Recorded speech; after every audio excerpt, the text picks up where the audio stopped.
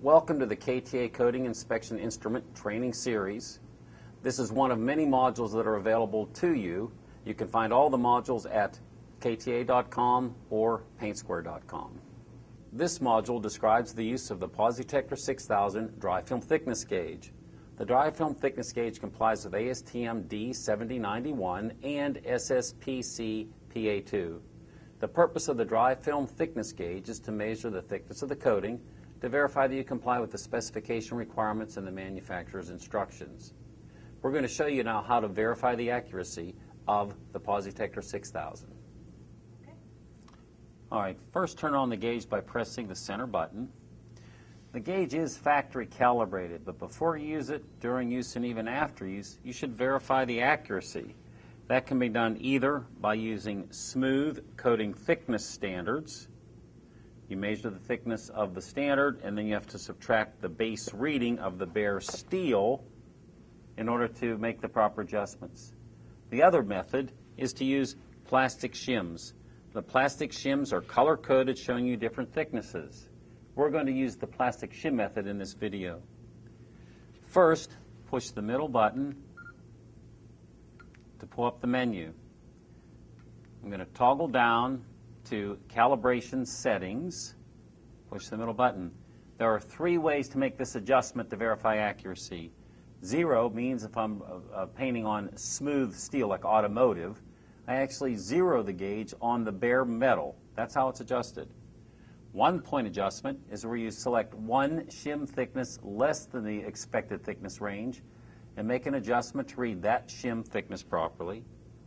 A 2 point adjustment is where you do a shim thickness less than the thickness expected and heavier, so you really bracket the range. I'm going to show you the 2 point adjustment. I select the 2 point, push the middle button. It's asking me now how many readings on the shim do I want to take. I'll push the plus button. I just raised it to 3, you see on the bottom of the scale. I'm going to select a shim, color-coded shim that's less than my expected thickness range. In this case, it's a 2.09 mil shim, 2.1 mils. Put the gauge down on the shim. The scale, the little faceplate shows me to lift it, put it back down. Just watch the diagram. I lift it again. I'll put it down to do my third reading. It's saying that the thickness of the shim is 2.8 mils over the bare rough substrate. We know the shim thickness is really 2.1 mils, so I have to make an adjustment. I do that by hitting the minus button until I get the shim thickness, which in this case is 2.1 mils.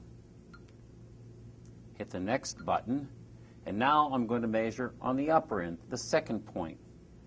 It asks me how many readings I'm going to take. I'm hitting the plus button, again, to go to 3. There's no standard, but 3 is a pretty common number to use. I put a heavier shim down. This one is 9.4 mils. Put the instruments on, lift it. Down for my second reading, lift it. And the third reading. The gauge is reading 10 mils on a 9.4 mil shim, so I'm going to reduce that down to 9.4. And frankly, if you're within a few tenths of a mil, it's really accurate. Now I'm ready to go. I hit next. I can now measure the thickness of the coating above the roughness of this substrate that's been painted. Put the gauge on the paint thickness, 6.4 mils. That means 6.4 mils of coating above the peaks of the profile. 5.8 mils, 6.9 mils, and so forth. And that's all there is to it. And again, other modules are available for your viewing at kta.com or paintsquare.com.